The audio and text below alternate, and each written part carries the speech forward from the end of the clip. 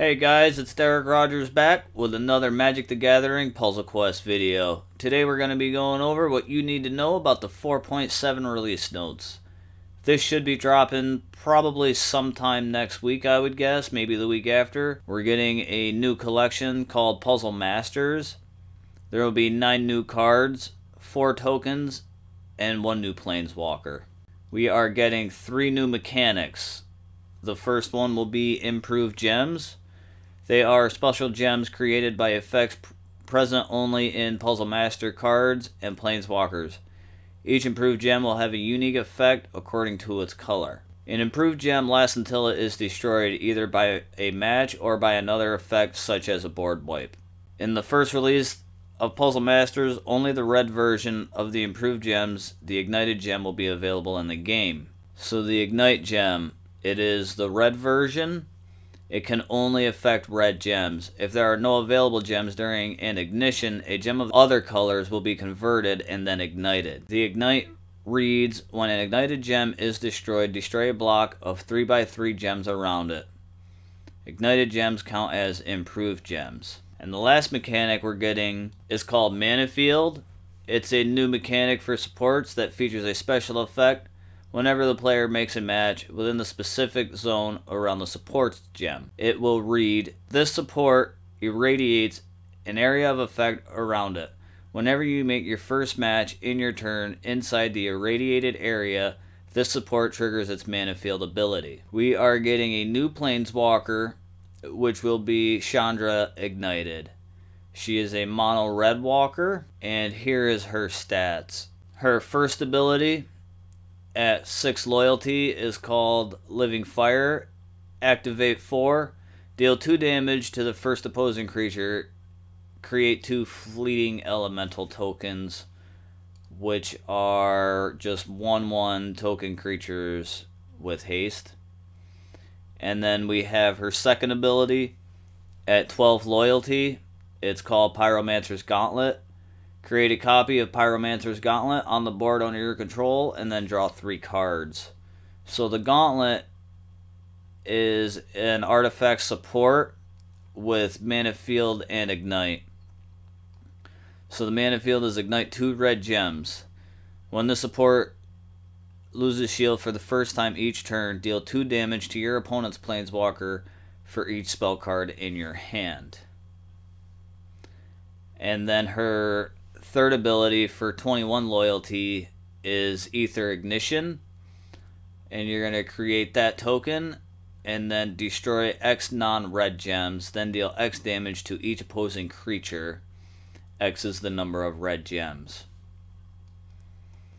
So the token is a support with a shield count of 6, and when the support loses shield for the first time each turn, draw a card. When a support loses shield, deal 4 damage to your opponent's Planeswalker. This effect can trigger up to 4 times per turn.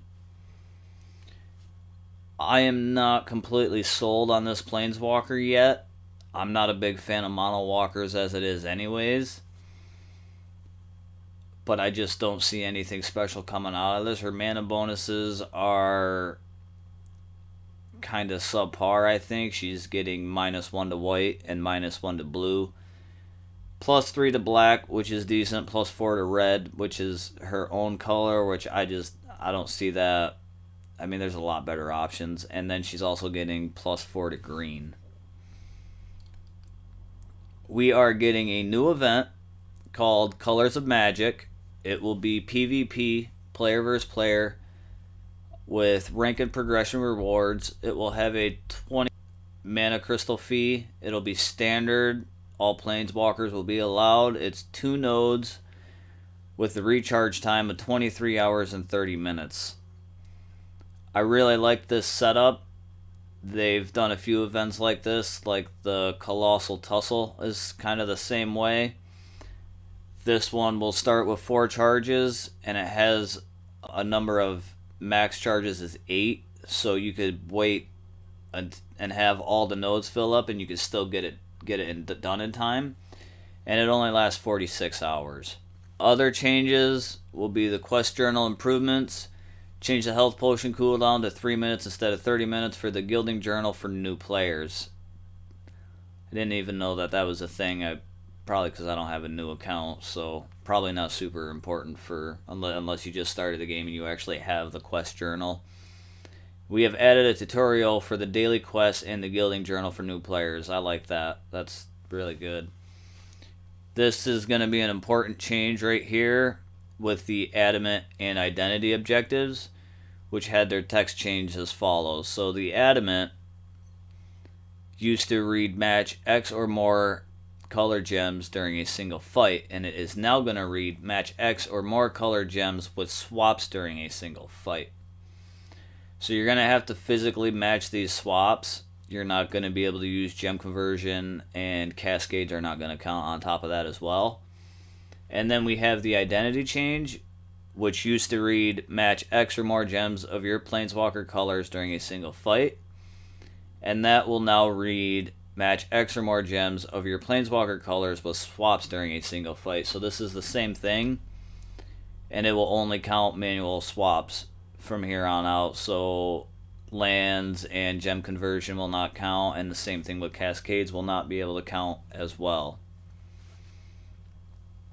And then they have added a home button after the match screen. I don't think that's really super important. Alright, so from the vault changes, is like they had already said, there will be new behaviors and rules regarding the From the Vault series, and they decided to put them into a block, and then they're going to let us booster craft them on top of that, which I think this is a good trade. Regular boosters. Instead of a booster of each set, Odyssey, Torment, and Judgment, we combine the 3 sets in one booster that will enter the rotation of regular boosters in the vault. Now the cards from the sets of this block are considered regular and will lose the exclusive tag. There will be 2 options, 5-card boosters or a super pack, which is 3 booster packs, 5 cards each. The individual boosters will still be available in events and rewards. This will be the new drop rates for the Odyssey block. 0% for a common, because there are no common cards in this set. And then you have a 99.96% for the uncommon. And then it drops to a 55.60% for rares, 18.08% for a mythic, and 7.73% for a masterpiece. And for the super packs, they are 100% for an uncommon, and 91.25% for rares, and then it's a 45.02% for a mythic, and a 21.45% for a masterpiece. For the booster crafting options, it's going to be 400 mana orbs for an uncommon, and then 800 mana orbs for a rare, 4,000 mana orbs for a masterpiece, for a mythic, and then 8,000 mana orbs for a masterpiece. And I'm assuming that you're not even going to be able to craft the masterpieces unless you have the VIP option and you're above, I think it's VIP tier 6. I think they're slightly expensive, especially seeing how that they are a legacy block. I would say that that's a little pricey for the mana orbs. I think they should be, the 3,000 for the mythic, and then what is it, 7,000 for a masterpiece? I can't even remember what it is. Some guidelines for the future sets that they're going to be putting in. New from the vault sets will not become part of the Odyssey block. New sets will have their own boosters at first, like Odyssey, Torment, and Judgment did. From the vault sets will not be added to the booster crafting yet. When we release other from the vault sets, we will at some point combine them into a block, just like the Odyssey block. This new block will be added to the booster crafting under From the Vault category together with the older sets. And then my favorite part of this is the bug fixes that we're gonna be looking at.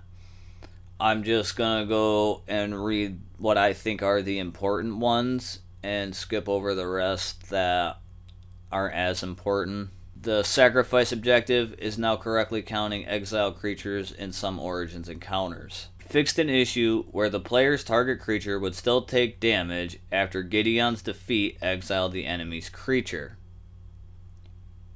Fixed an issue where Profane Procession would move the exiled creature to the opponent's battlefield instead of the player's when the enemy hand is full. Fixed an issue where time defeats ferocious turns would buff and destroy target creature instead of just buffing. Fixed an issue where Mythos of Vadrok was not dealing the correct amount of damage to opposing creatures. This next fixed, I'm really glad that they finally put a fix in for it. It's kind of been a nuisance. It's not really like it's a super important one, but it was definitely very inconvenient every time it would happen. But it's fixed an issue where Days Undoing was being cast and cards were being drawn even after the pressing the Not Now button on the prompt. Fixed an issue where Myriad Construct would not create tokens once destroyed by a spell that moves it out of the battlefield. This also, the next one was kind of, it wasn't a bad bug, but it was kind of like, why is this happening?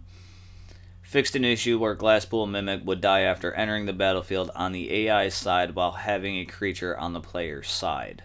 Fixed an issue where the sacrifice objective would not count cards with the exile and then return to the battlefield effect. This is my favorite fix right here. Fixed an issue where Omen of the Hunt would give extra swaps to 5 match when converting gems. This will really slow down all of the mono walkers that are running around with Leafkin Avenger and Song of Creation and all of that gnarly stuff that comes with the new standard. Fixed an issue where Daxos the Return's Eidolon of Longing ability would not be triggered if the player decided to not replace a creature with the Eidolon of Longing token. This is also another great fix, which is with the Arlen Chord's ability, Touch of the Moon, where it would not create its token if the first effect doesn't happen. That's also another major fix that was kind of a nuisance. Also another major fix, which I think has a lot to do with a lot of the token bugs that we've been having. It's fixed the issue with tokens mana cost not being considered as 0. Fixed an issue where Nisa of the Shadow Bow's reclaimed Zendikon token was not buffing properly. And here is another major fix that we're getting. Fix the issue when a token with a basic evergreen given by a support was destroyed and created again right after that, then the game would soft lock and crash. Also, we're getting fixed a frequent crash when 2 tokens were fighting against each other, which is the last major bug fix that we're getting. Overall, this is a very, very good update. I think there's a lot of great things coming up in this game, and this just shows how much they've really been listening to us and getting the bugs fixed. And then let's go take a look at these 9 cards in the card gallery. Okay, so first up we have a mythic creature called Ancient Hellkite. He is 19 mana.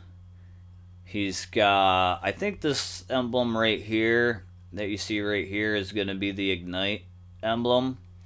So he has that. He's got flying, and on top of that he's got bravery, which means that when he attacks he will be at the bottom of the board. He's a 7/7. When this creature attacks, if there are 3 or more ignited gems, this creature gets +5/+3 and gains Berserker and Trample until end of turn, otherwise ignite a red gem. When you match 1 or more ignited gems, deal 5 damage to the first opposing creature and to your opponent's planeswalker. Chandra's Phoenix. He is a 4/4 rare for 10 mana. This also has the ability Ignite.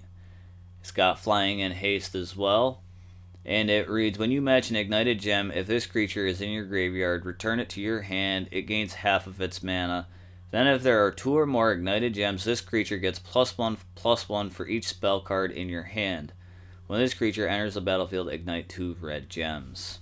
Fury Confluence. It's a mythic spell for 12 mana cost. And it reads, ignite a red gem, then perform the following effects according to the number of ignited gems. If there is 1 ignited gem, you will deal 6 damage to your opponent's planeswalker. If there are 2, then you will deal 3 damage to each creature. If there are 3 ignited gems, each opposing artifact support loses 3 shield. And if there are 5 ignited gems, double the numbers on each previous effect. I do not see this card being anything of use. Fire Blast is a rare at 8 mana cost, and it's got flash and also the ignite ability as well. Deal 6 damage to any opposing target. If there are 3 or more ignited gems, deal 9 damage instead, otherwise ignite 2 red gems. Mox Ruby is a masterpiece at 6 mana. It's an artifact that reads, at the beginning of your turn, your red mana bonus is increased by 2 until end of turn. And then this also has mana field, which I believe is this symbol right here, which reads, the first red card in your hand gains full mana. I think this is going to be a pretty powerful masterpiece. And then we have Novice Pyromancer at 9 mana. It's a rare with Ignite as well. It's a 4/3. And it reads, when you cast a spell card, create 2 fleeting elemental tokens and then ignite a red gem. This effect can trigger up to 3 times per turn.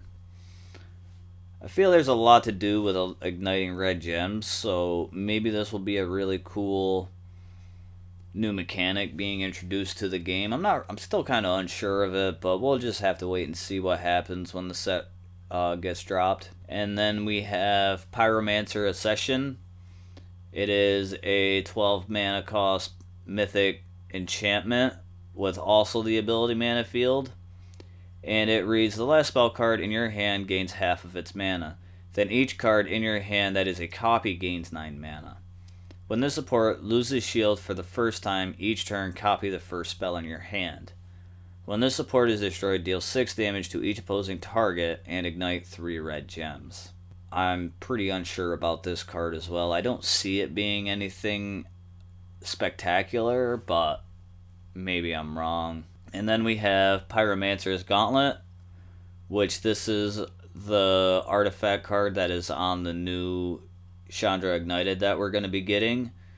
This is what it is. It's a 12 mana cost support. It's got mana field and ignite with a shield count of 4. And it reads, mana field, ignite 2 red gems.